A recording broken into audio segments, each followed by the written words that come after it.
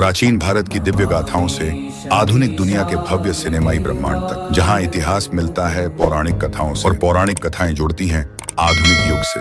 स्वागत है दी ancient times में, जहां बीता हुआ कल आज की नई पहचान बनाता है। क्या भगवान विष्णु वास्तव में एक दिव्य शक्ति हैं या एक क्वांटम इकाई?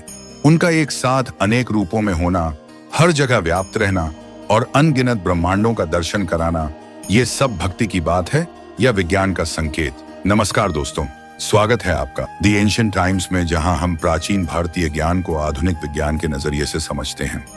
आज हम बात करेंगे भगवान विष्णु की और जानेंगे कि कैसे उनका वर्णन क्वांटम फिजिक्स के कुछ सबसे रहस्यमय सिद्धांतों से मेल खाता है।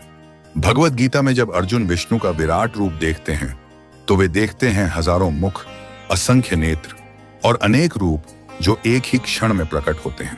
अर्जुन कहते हैं, ना आदि है, ना मध्य, ना अंत। क्वांटम सुपरपोजिशन कहता है कि एक कण एक ही समय में अनेक अवस्थाओं में रह सकता है, जैसे श्रोडिंगर्स कैट का सिद्धांत, जिसमें बिल्ली जिंदा भी होती है और मरी हुई भी, जब तक हम उसे देख न लें।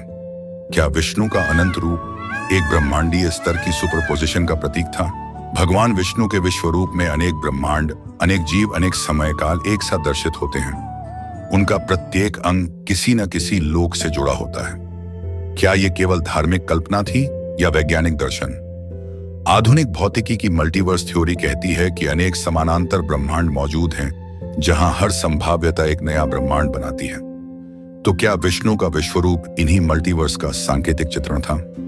एक कथा के अनुसार जब नारद मुनि विष्णु के लोक से लौटते हैं तो पृथ्वी पर हजारों वर्ष बीत चुके होते हैं। यह घटना टाइम डायलेशन से मेल खाती है, जिसे आइंस्टीन ने बताया। यदि आप प्रकाश की गति से यात्रा करें तो समय आपके लिए धीमा हो जाता है, जबकि दूसरों के लिए तेज। क्या नारद की यह यात्रा एक प्रकार की समय यात्रा थी? भगवान विष्णु को अंतर्यामी कहा गया है, जो हर प्राणी के हृदय में स्थित हैं। श्री कृष्ण कहते हैं, मैं हर जीव के हृदय में विराजमान हूं। क्वांटम एंटेंगलमेंट में दो कणों के बीच इतना गहरा संबंध होता है कि एक कण की गतिविधि दूसरे पर तुरंत प्रभाव डालती है, चाहे वे कितनी भी दूर हों। क्या यह विष्णु की हर जीव से जुड़ी उपस्थिति का वैज्ञानिक रूप है? आधुनिक वैज्ञानिक जैसे रॉजर पेनरोज और स्टुअर्ट हैमरॉफ मानते हैं कि चेतना एक क्वांटम घटना हो सकती है। उनका मानना है कि मानव चेतना केवल मस्तिष्क की प्रक्रिया नहीं, बल्कि ब्रह्मांडीय ऊर्जा से जुड़ा एक क्वांटम तंत्र है। वेदों में विष्णु को संपूर्ण चेतना का स्रोत कहा गया है, जो योग निद्रा में भी सृष्टि का संचालन करते हैं। क्या विष्णु के अव्यक्त रूप में वही क्वांटम कॉन्शियसनेस छिपा है? तो मित्रों, जब हम भगवान विष्णु को भक्ति से देखते हैं तो हमें उनमें दिव्यता नजर आती है, लेकिन जब हम उन्हें विज्ञान की दृष्टि से देखते हैं तो हमें उनमें क्वांटम भौतिकी के कई रहस्य छिपे मिलते हैं। सुपरपोजिशन, मल्टीवर्स, क्वांटम एंटेंगलमेंट, ब्रह्मांडीय चेतना।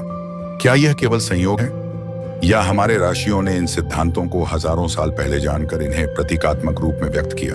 अब निर्णय आपके हाथ में है। क्या विष्णु एक ईश्वर हैं या एक वैज्ञानिक रहस्य? कमेंट्स में लिखिए विष्णु क्वांटम ट्रुथ। और अगर आप चाहते हैं और भी ऐसे वीडियो जहां विज्ञान और सनातन ज्ञान का संगम हो, तो दी एंशिएंट टाइम्स को जरूर सब्सक्राइब करें।